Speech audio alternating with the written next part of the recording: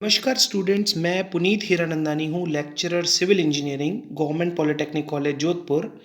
आज हम final year civil engineering के सब्जेक्ट C 305 के chapter number 7 system of sanitation को आज समझने जा रहे हैं। उसके हम उस भाग को देखेंगे, necessity of systematic collection and disposal of city waste, अर्थात नगरीय अपशिष्ट जो होता है उसको सुव्यवस्थित संग्रहण करना तथा समापन की आवश्यकता क्यों पड़ती है। तो स्टूडेंट, सबसे पहले हम सैनिटेशन अर्थात स्वच्छता को समझने का प्रयास करते हैं। It is defined as the provision of facilities and services for the safe disposal of waste. हम जानते हैं किसी भी वेस्टेज जो भी डेवलप होता है उसका निराकरण, उसका डिस्पोजल बहुत ज़्यादा इम्पॉर्टेंट है। हमारी दैनिक दिनचर्या में सफाई तथा स्वच्छता का विशिष्ट स्थान होता है।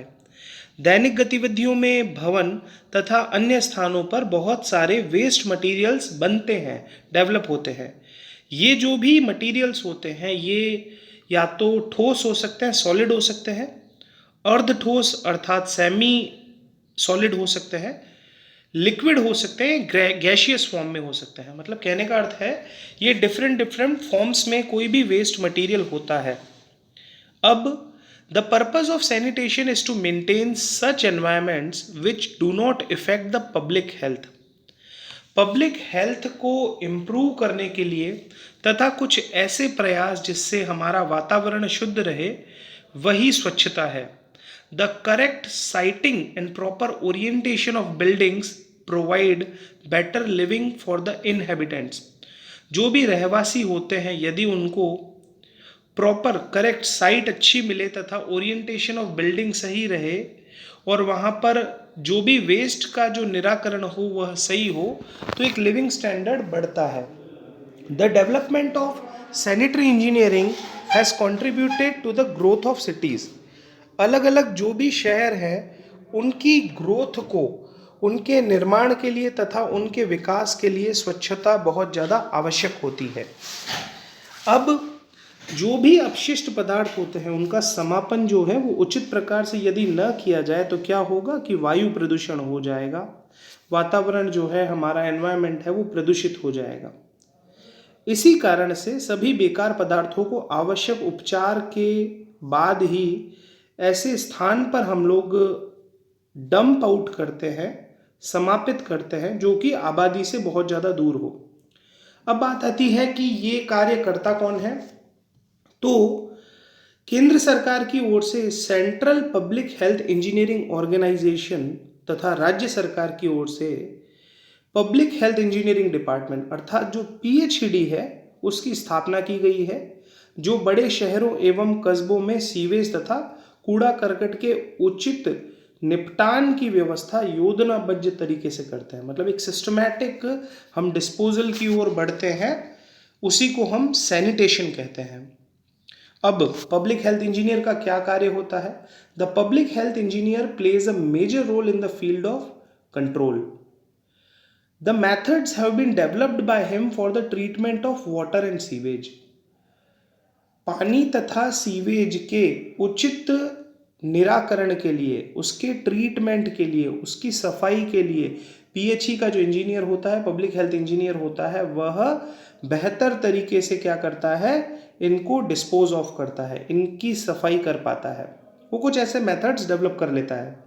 The PHE engineer should see that the effluent from any community does not pollute the natural water supply। जो हमारे पानी के स्रोत हैं वे साफ रहें, यह इंश्योर PHE का इंजीनियर करता है। अब हम स्वच्छता अभियांत्रिकी क्या होती है यह समझने का प्रयास करते हैं।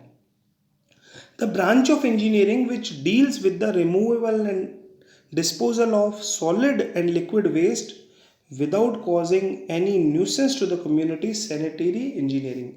इंजीनियरिंग की वह शाखा जिसमें हम जो भी वेस्ट डेवलप हुआ है, चाहे वो सॉलिड है, अर्ध सॉलिड है, लिक्विड है, गैस है, जिस भी फॉर्म में इसका निराकरण करना, इसका निष्पादन करना, इसको डंप आउट करना, डिस्पोज करना, यह स्वच्छता अभियांत्रिकी के अंतर्गत आता है।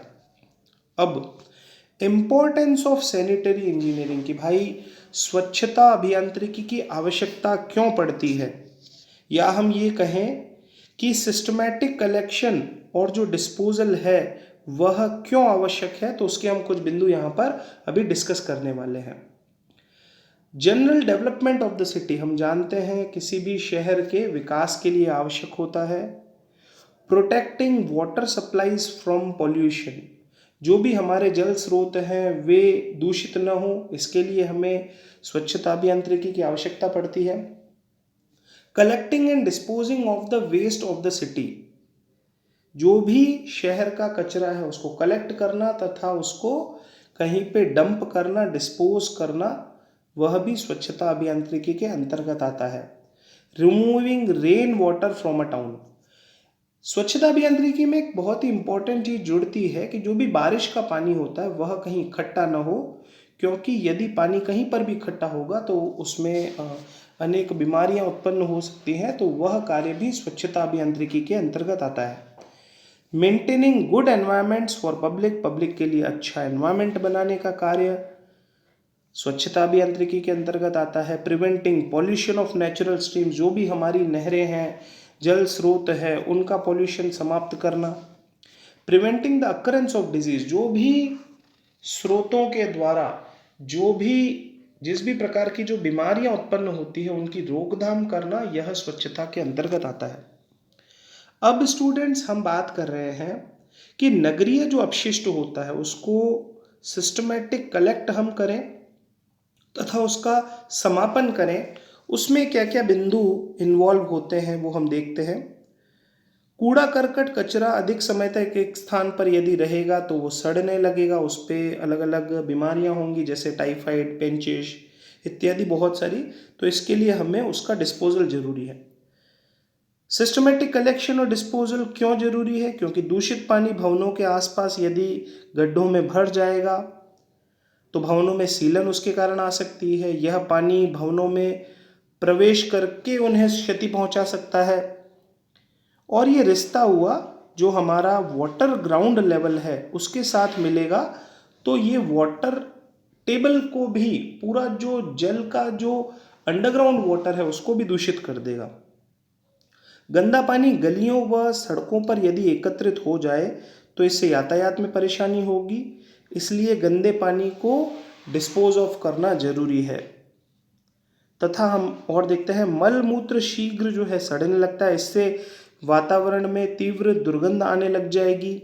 कई प्रकार के पैथोजेनिक रोगजनक जीवाणु, पैथोजेनिक बैक्टीरियाज उत्पन्न हो जाएंगे जो अनेक बीमारियां हमें दे सकते हैं। तो इसके लिए ऐसे दूषित वातावरण में लोगों का रहना अत्यधिक कठिन होता है, इसीलिए necessity of systematic collection and disposal of city waste ये बहुत ज़्यादा आवश्यक है। तो स्टूडेंट्स इस पे कई बार प्रश्न भी आता है कि नगरीय जो भी अपशिष्ट होता है, वेस्ट होता है, उसको सुव्यवस्थित संग्रहण करने तथा समापन की आवश्यकता क्यों पड़ती है तथा इसकी क्या विधि है। तो आज हमने ये जो टॉपिक पढ़ा है ये हमने एक प्रकार से जो हमारा सैनिटरी इंजीनियरिंग वाला भाग है उसका इंट्रोडक्शन लिया है। आगे हम इस टॉपिक के साथ में पढ़ेंगे कि किस किस प्रकार के वेस्ट होते हैं तथा उनका निष्पादन किस किस प्रकार से होता है, सीवेज ट्रीटमेंट प्लांट क्या होता है, सीवर लाइन किस किस प्रकार से बिछाई जाती है, कौन कौन सी प्रकार की सीवर लाइंस होती हैं। तो इसका आरंभ से लेकर के अंत तक जो भी स्वच्छता अभियांत्रिकी का है वह हम हमारे इस सब्जेक्ट सी 305 में पढ़ेंगे। आशा है जो आज हमने एक इंट्रोडक्शन लिया है कि सिस्टम ऑफ सैनिटेशन क्या होता है, सफाई प्रणाली क्या होती है तथा necessity of systematic collection and disposal of city waste किस प्रकार से हो पाता है उसको समझने का यहाँ प्रयास किया है। धन्यवाद।